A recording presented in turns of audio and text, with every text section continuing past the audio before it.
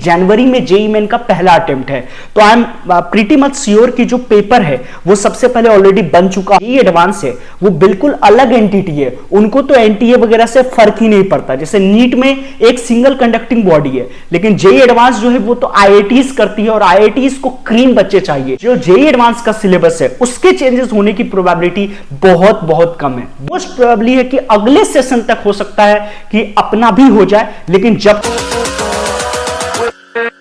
So hello everyone, so this is Mrityunjay और आज इस वीडियो में हम ये बात करेंगे कि क्या भैया जो नीट का सिलेबस रिडक्शन हुआ है क्या वो जेईई में भी सिलेबस रिडक्शन होगा।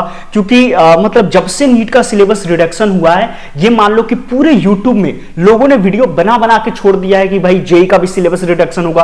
क्यों? क्योंकि जो अब सबको पता होगा कि एनसीईआरटी के जो सिलेबस में थोड़े बहुत रिडक्शन हुए हैं, तो कहीं ना कहीं ये कयास लगाए जा रहे हैं कि क्या जेईई का भी सिलेबस रिडक्शन होगा। बच्चे बात कर रहे हैं, जैसे मेस में जाओ तो वहां बात हो रहा है, क्लासरूम में जाओ तो वहां बात हो रहा है, तो हर कोई अपना अपना परसेप्शन बना रहा है, टीचर्स भी अलग अलग राय दे रहे हैं। तो इस वीडियो में हम जानेंगे कि क्या जेईई के सिलेबस की रिडक्शन होने की प्रोबेबिलिटी है, अगर है तो क्या इस सेशन से हो सकता है या अगले सेशन से हो सकता है। तो इस पे मैंने सोचा एक वीडियो बना लिया जाए। तो भाई सबसे पहली बात मेरे अनुसार यह लगता है कि अगर जैसा कि आप देख सकते हैं कि जनवरी में जेईई मेन का पहला अटेम्प्ट है, तो I am pretty much sure कि जो पेपर है वो सबसे पहले ऑलरेडी बन चुका होगा, वो लास्ट के स्टेज में होगा। लेकिन अगर अपन नीट के पेपर को देखें तो नीट का जो पेपर होता है वो मई मंथ में होता है, तो उसमें काफी ज्यादा टाइम होता है, तो उसमें चेंजेस करने की प्रोबेबिलिटी थी।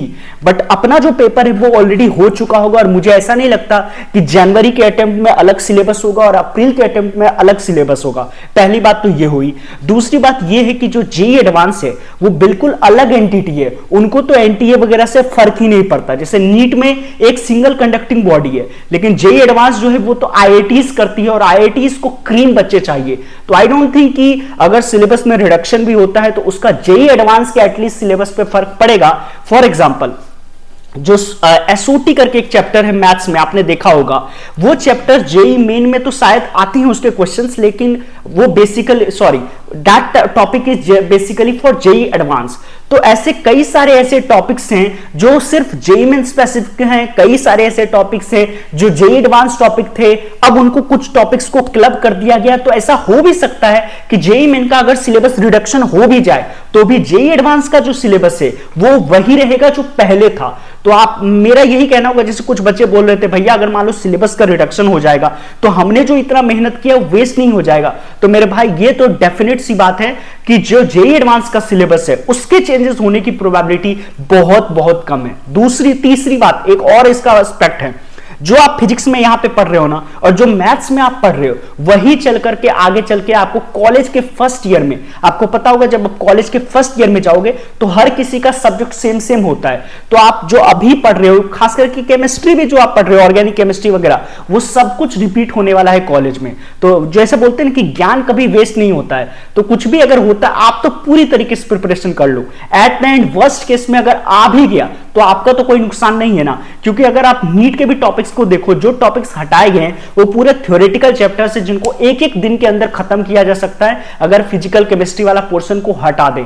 तो इसकी बहुत ही कम प्रोबेबिलिटी है कि सिलेबस चेंज होगा और हमें अपने जो प्रिपरेशन के टैक्टिक्स हैं उसको बदलने की जरूरत है। हालांकि अगर इस पे आप यूट्यूब पे अभी सर्च मारो कि नीट सिलेबस रिडक्शन, तो आपको जेईई सिलेबस रिडक्शन के काफी ज्यादा वीडियोस मिलेंगे, क्योंकि जो यूट्यूबर्स होते हैं उनकी आदत होती है कोई भी चीज जो ट्रेंड में होता है उसको वो कंटिन्यू करना चाहते हैं। मेरा इस वीडियो बनाने का मकसद सिर्फ इतना है कि अगर कोई बच्चा जैसे मैंने नीट के लिए भी वीडियो बनाई है, तो कहीं ऐसा ना हो कि उसकी होप बढ़ जाए और फिर वो चैप्टर्स को छोड़ दे, क्योंकि एनसीईआरटी में तो कहीं ना कहीं कुछ रिडक्शन हुआ है। बट मैं बता देना चाहता हूं जेईई एडवांस का एनसीईआरटी से कोई लेना देना नहीं है, because NCERT is very basic, वो बाइबल की तरह है, उसको बस आपको पढ़ना है। लेकिन जो एप्लीकेशन का पार्ट है that is known for JEE advance. JEE advance जाना ही जाता है एप्लीकेशन वाले पार्ट के लिए। और जैसे कुछ टॉपिक्स मुझे याद है, लाइक स्टेट्स ऑफ मैटर हो गया, सॉलिड स्टेट हो गया, सरफेस केमिस्ट्री हो गया, इन सारे टॉपिक्स को हटा दिया गया है, जो कि I don't think JEE advance में तो अगर क्वेश्चंस बनाने हैं तो स्टेट्स ऑफ मैटर आपको पता होगा काफी पॉपुलर टॉपिक्स है।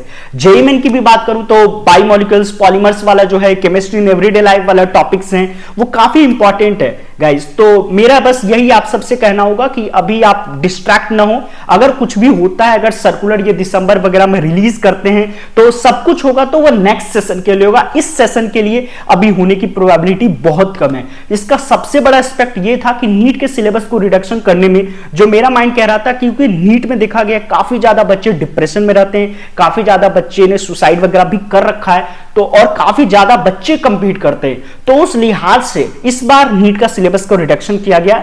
मोस्ट प्रोबेबली है कि अगले सेशन तक हो सकता है कि अपना भी हो जाए, लेकिन जब तक आपको एनटीए के साइट पे, जब तक आपको जेईई एडवांस की तरह ऑफिशियल कंफर्मेशन नहीं मिलता है, आपको तो जो पढ़ना है वो पूरा का पूरा ही पढ़ना है। तो मिलते हैं किसी वीडियो में, नेक्स्ट वीडियो में, और चैनल पे अगर नए हो तो प्लीज सब्सक्राइब कर देना। Thank you and love you all.